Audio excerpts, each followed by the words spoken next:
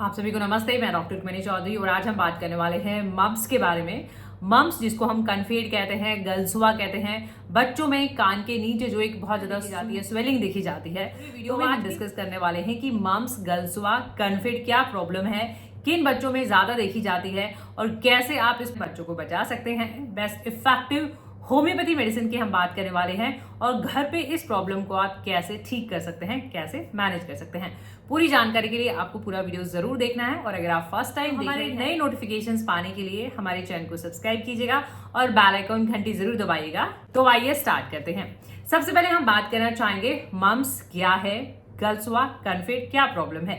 देखिए, ये मम्स एक वायरल इन्फेक्शन है जो कि पैरोटिड ग्लैंड, यहाँ पे हमारी एक सलाइवरी ग्लैंड होती है, पैरोटिड ग्लैंड, पैरोटिड ग्रंथि, तो उसकी सूजन में उसका इन्फेक्शन देखा जाता है, उसमें सूजन हो जाती है जिसकी वजह से बच्चों को खाना निगलने में दिक्कत होती है, दर्द भी होता है। तो ये एक तरह का वायरल इन्फेक्शन है। अब हम बात करना चाहेंगे कि ये किन बच्चों में देखा जाता है। अगर जो बच्चे, जिन बच्चों को टीका नहीं लगा होता है, जिनका वैक्सीनेशन नहीं हुआ होता है, उन बच्चों में ये प्रॉब्लम देखी जाती है और उन्हीं में सिम्टम्स भी आते हैं। एक कॉजेस की कि किस वजह से ये प्रॉब्लम देखी जाती है। देखिए, कॉज की कारण की अगर हम बात करें तो अभी हमने बताया कि एक वायरल इन्फेक्शन है, तो ये वायरस की वजह से ये इन्फेक्शन देखा जाता है और उन्हीं में सिम्टम्स आएंगे जिनको टीका नहीं लगा हुआ होता है, जिनका वैक्सीनेशन नहीं हो रखा होता है। इसके स्प्रेड की हम बात करने वाले हैं कि कैसे ये प्रॉब्लम फैलती है। देखिए, वैसे बताना चाहेंगे कि ये एक वायरस इन्फेक्शन है जो कि बच्चों में आसानी से ट्रांसफर भी हो जाता है, एक तरह से इन्फेक्शियस है, कंटेजियस है। अब क्योंकि कोई जिसको इन्फेक्शन है वो बच्चा अगर खांसता है, छींकता है, तो जो वायरस है वो जो ड्रॉपलेट्स होते हैं वो लैंड कर जाते हैं जिस सरफेस पे। कोई दूसरा बच्चा अगर जिसका वैक्सीनेशन नहीं हुआ है, यानी जिन बच्चों को टीका नहीं लगा हुआ है, तो वही जो इन्फेक्टेड सरफेस था जहां पे वायरस के ड्रॉपलेट से वो उनको अगर टच कर लेता है या फिर उनको इनहेल कर लेता है, टीका नहीं लगा हुआ होता है, वो उसके कांटेक्ट में आता है, या तो डायरेक्टली कांटेक्ट में आ जाए या फिर इन्फेक्टेड ड्रॉपलेट्स को टच करने से या फिर इनहेल करने से तो दूसरे बच्चे को भी हो सकता है। यानी ये एक तरह का इन्फेक्शियस प्रॉब्लम है, इसलिए इसमें टीकाकरण बहुत जरूरी है। साइन और सिम्टम्स की इस प्रॉब्लम के क्या लक्षण देखे जाते हैं। देखिए, बताना चाहेंगे अगर जिस बच्चे को टीका लग चुका होता है उसको हल्के फुल्के माइल्ड सिम्टम्स हो सकते हैं, बहुत कम सिम्टम देखे जाते हैं। लेकिन जिन बच्चों में मम्स का टीका नहीं लगा हुआ होता है, हम प्रिवेंशन में टीकाकरण की भी बात करने वाले हैं, तो जिन बच्चों को टीका नहीं लगा हुआ होता है उनमें ये ज्यादा सिम्टम निकल के आते हैं।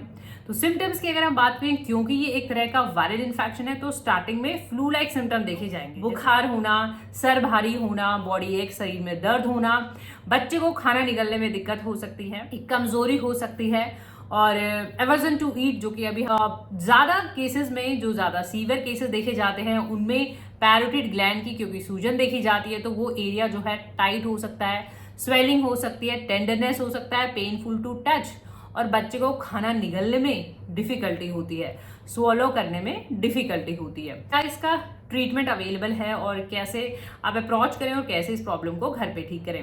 देखिए, किलर्स वैसे आपको दिए जाते हैं क्योंकि पेन होता है, स्वेलिंग, सूजन को कम करने के लिए पेन किलर्स दिए जाते हैं और स्वेलिंग को रिड्यूस करने के लिए आप गर्म या ठंडे पानी की सिकाई कर सकते हैं। गर्म वार्म कंप्रेस भी कर सकते हैं और कोल्ड कंप्रेशन भी आप कर सकते हैं, जिसमें आपको सूजन में भी राहत मिलती है और पेन में भी राहत मिलती है।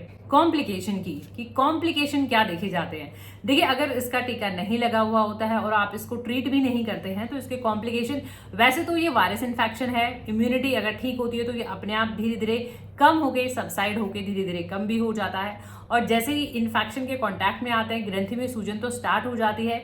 लेकिन अगर हम बात करें दूसरे जो लक्षण आते हैं वो धीरे धीरे डेवलप होते हैं हफ्तों के बाद, 2-3 हफ्तों के बाद, जैसे वायरस बॉडी में एंटर करता है उसके 2-3 हफ्तों के बाद सिम्टम अपीयर होने लगते हैं। जैसा कि हमने बताया कॉम्प्लिकेशन की कि क्या नुकसान देखे जा सकते हैं। देखिए, अगर इसको ठीक नहीं करते हैं तो बताना चाहेंगे कि कई बार इतना ज्यादा इसका प्रॉब्लम देखा जाता है कि हियरिंग लॉस, सुनाई देने में प्रॉब्लम हो सकती है।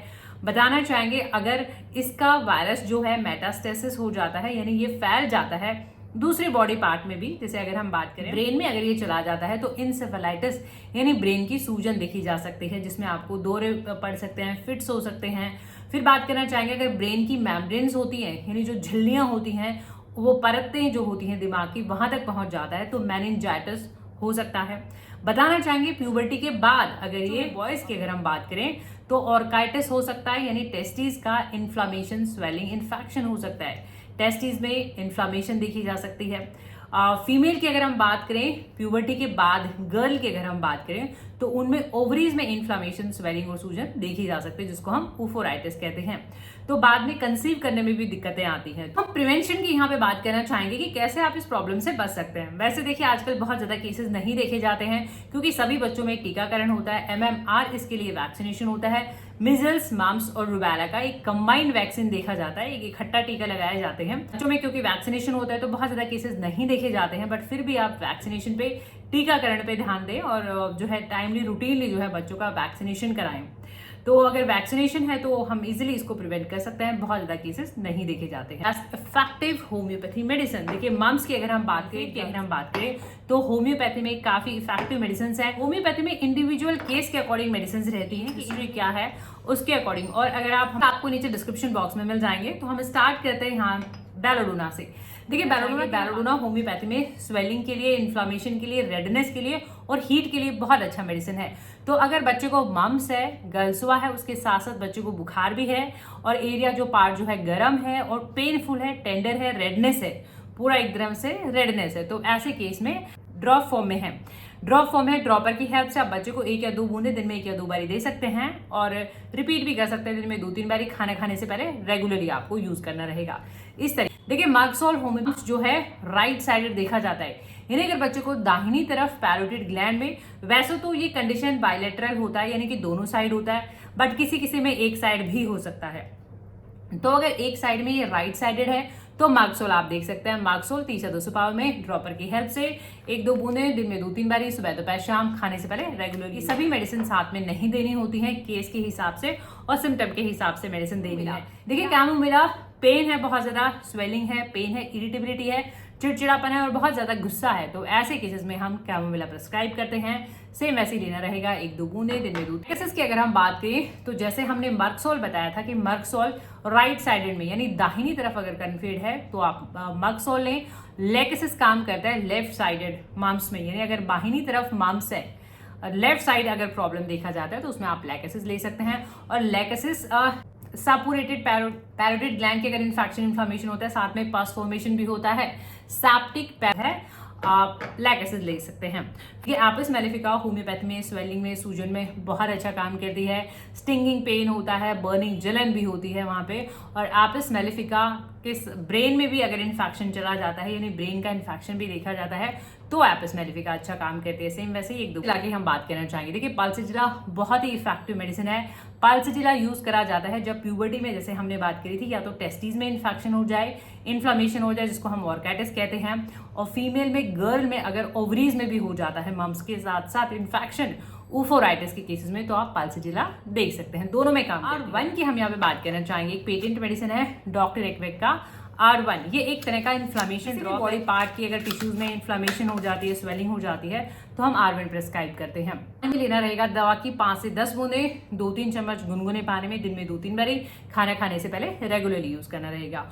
इन वीडियो से आपकी हेल्प होती है तो प्लीज आप इन वीडियोस को लाइक करें, शेयर करें। चैनल पे नए हैं तो चैनल को सब्सक्राइब करें, बेल आइकन घंटी जरूर प्रेस करें नोटिफिकेशंस पाने के लिए। Thank you for your time, thank you for watching, keep supporting, thank you so much, thank you.